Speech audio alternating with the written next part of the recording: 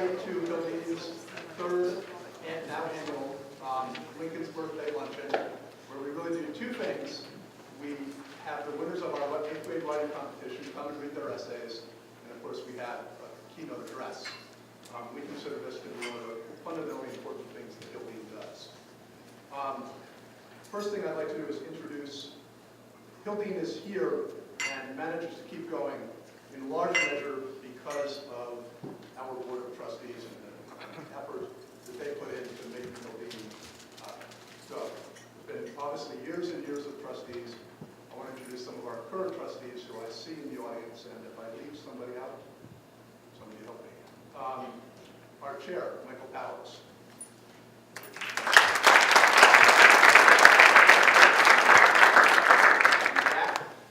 Eric and Paul Ware.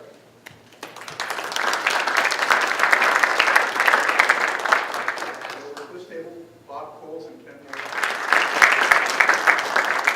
And we had judges from all over the state participating, but I know that we have a couple here today. In Jane Moriarty, Carlin Shearer, and Perez Eric.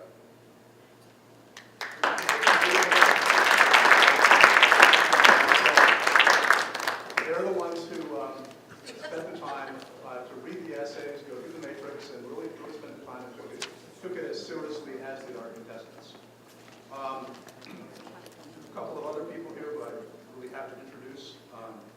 Richard French and Nathaniel Boone, two former trustees, both of whom have put in a major part of their lives helping make Hildene what it is today.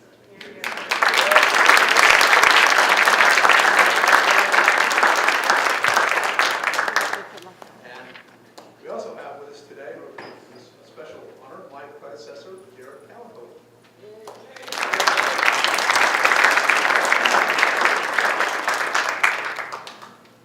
And finally, by way of introduction, we have with us today Bill and Linda Drunzik, who through the Perfect White and Spiral Press Cafe are sponsoring today's event.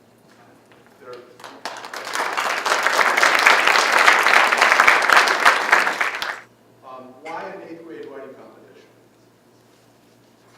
Those of you who were here last year will recognize a little bit of this. Coming on February 16th is the day that we put Franklin Pierce, Warren G. Harding, James Buchanan, and Chester Arthur on the same level as George Washington and Abraham Lincoln.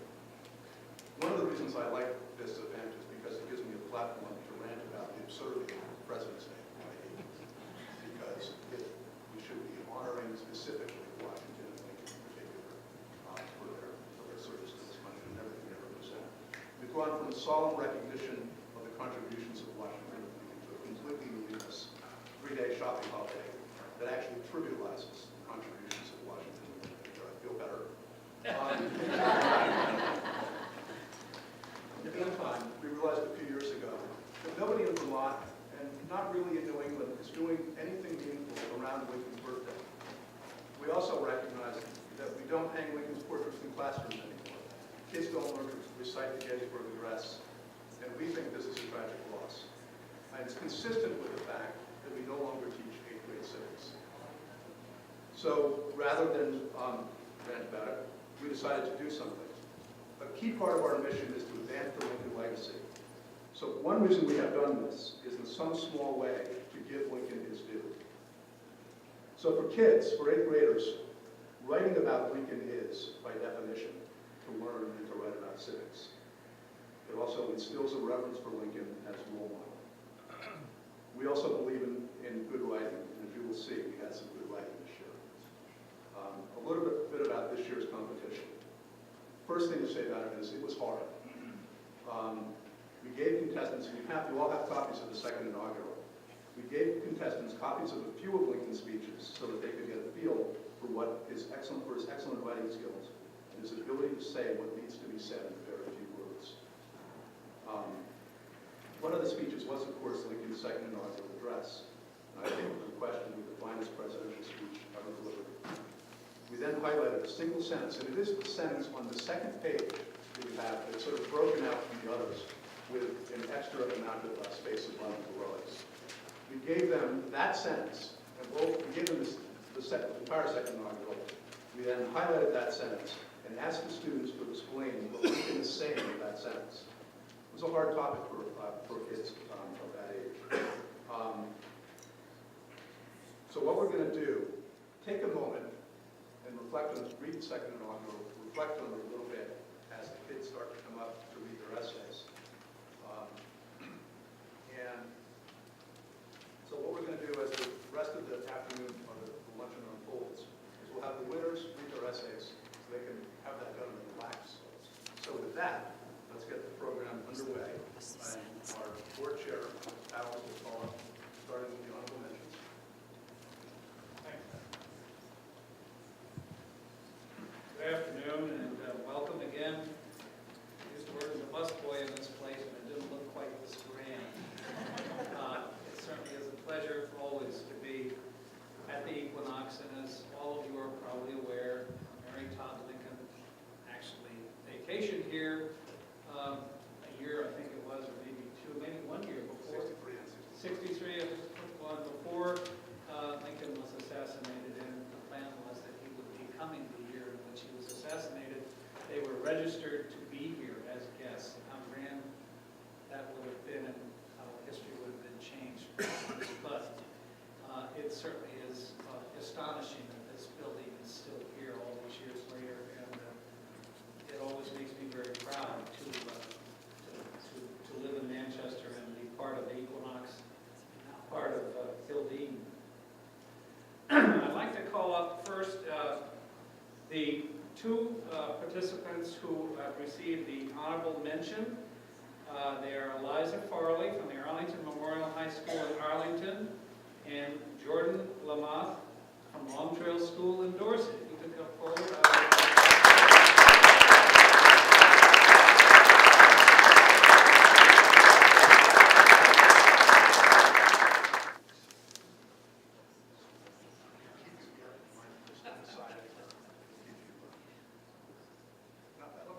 One note I didn't make is that this is the first year that we took the competition statewide, something that we've been aiming for the last 2 years.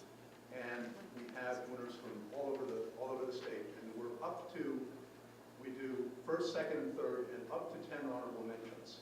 And the reason I'm bringing this up is that these two honorable mentions wrote good essays. The line of demarcation between the 5 winners we have today it was clear that these two really deserved honorable mentions, and so we gave out to these two because they were great essays as well. Now, I'm going to ask to come up to the podium our third place winner, Danielle Ligori from the Essex Middle School in Essex Junction, and she will deliver her essay.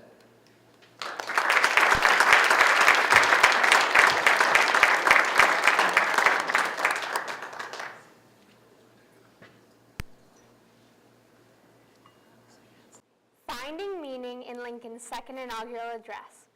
In his second inaugural address, Lincoln claims that if American slavery is an offense that had to come, a sin that needed to be committed, then both the North and the South were to blame. Both sides, the Union and the Confederacy, were at fault, for while the South committed the crime, the North sat back and enjoyed the benefits of slave labor. The war then came as punishment to those who wrung their bread from the sweat of other men's faces, and the people who did nothing about it. The Lord, being just and righteous, saw fit to punish the American people by taking as much blood from them in war as they had taken from their slaves with the whip. The path to war began with the passing of a new law. Slaves could no longer be traded, nor could slavery be introduced to any more states. The war did not begin with the abolition of slavery in mind. The South felt that the law was violating their rights as separate states to make their own laws. They threatened to break off from the Union if their rights were not preserved. Meanwhile, Lincoln did not at first seek to remove slavery. He simply wanted to save the Union. During his first term as president and at the beginning of the Civil War, Lincoln realized something. The time had come for slavery to be abolished, and abolishing slavery just might give the Union soldiers the incentive they needed to defeat the Confederates. In the weeks leading up to the 1864 election, The Union Army was not doing very well, and Lincoln's chances of winning looked slim. Then suddenly, the Union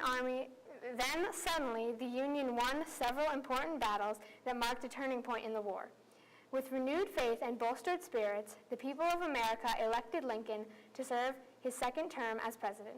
Unlike his first inaugural address, though, he would this time promise to keep fighting until slavery was no more, for it was something God now wills to remove. The sudden turn of events just before Lincoln's second term proved to be a good indication of the war's final outcome. In the end, the North won and slavery was abolished despite attempts by the South to negotiate. Lincoln believed that the North and South were both to blame and that the South should not be punished too harshly. By saying the woe due to those by whom the offense came, he meant that the war had been punishment enough for both sides, each having suffered heavy casualties. Ironically, had Lincoln not been assassinated by one of their number, the South may not have been punished as severely as they were. Clearly, Lincoln, having laid blame and having acknowledged the retribution paid by both sides, promised to bind up the nation's wounds with malice toward none and with charity for all. Thank you. I'd like to call our second place winner, Julia Gilbert from Main Street Middle School in Montpelier. Julia.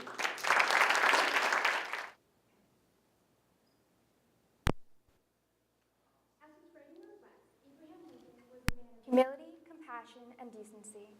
In the sentence presented, Lincoln asks a rhetorical question, whether God would be any less loving, just, true, or righteous.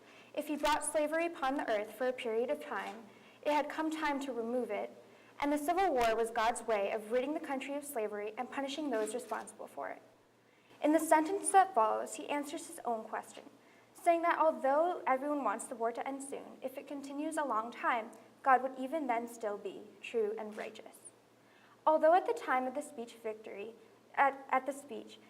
for the North was in sight, Lincoln criticized both the North and the South, and at the same time respected their opinions.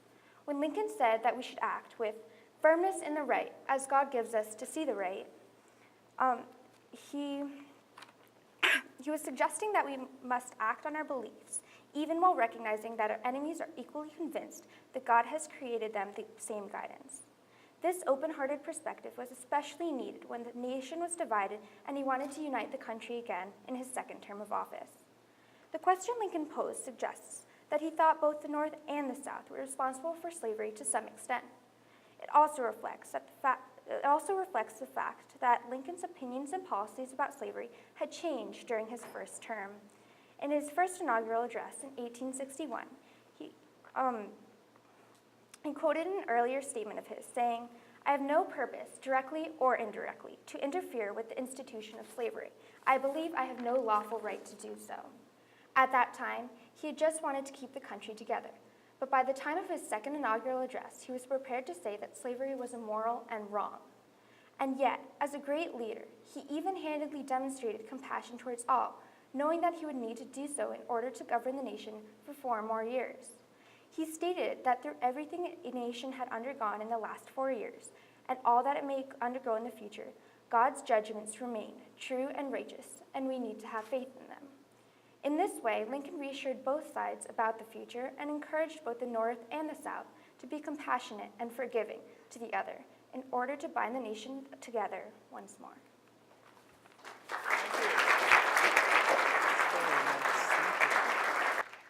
Our first place winner, Lillian Deere from Longtrail School, Dorset, Vermont. Lily. Okay, you're good. At the beginning of his second term, President Lincoln used his second inaugural address as a speech of reconciliation in order to reunite the people of the North and South while the war raged on. Through a careful selection of words, Lincoln pointed out similarities between the North and the South and whose guilt for the war was shared. He asked a question that seems to be an explanation and delivered his course of action to achieve a lasting peace. As a gifted speaker and respected leader, President Lincoln chose to address how both parties went to war, since one would make war and the other would accept war. While he expressed that the South's powerful slave interest was the object over which the war was fought, Lincoln was careful not to place the blame on the South alone. He also implied that the Union allowed slavery by territory and both sides shared the guilt of war. The goal was to bring both parties together and unify the wounded country. As a Christian nation, President Lincoln pointed out another likeness in which both Northerner and Southerner alike would read the same Bible and pray to the same God. Although Abraham Lincoln was not a religious man, he read the Bible, studied, and quoted the Scriptures.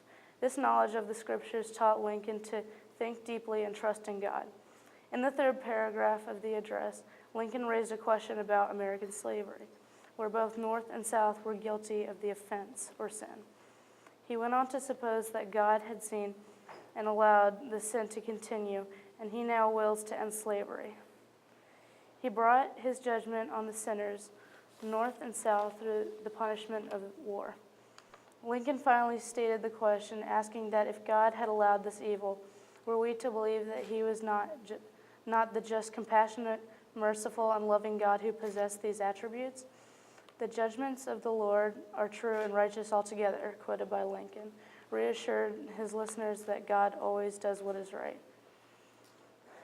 President Lincoln demonstrated his gifted speaking ability and strong leadership skills as he laid out a plan through his second inaugural address to unite the broken nation. He instructed all people to do what was right and accept the responsibility to work together and heal the country, to bind up the nation's wounds, meant to care for all who had been affected by the war, and do everything possible to achieve peace.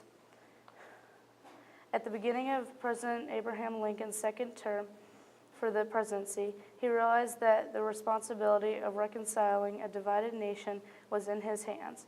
In addressing the nation at his inauguration, he took the opportunity to recognize the similarities of both North and South to explain the intervention of God's will with regard to the war and present his plan to achieve a lasting peace by speaking directly to the hearts and minds of his fellow men.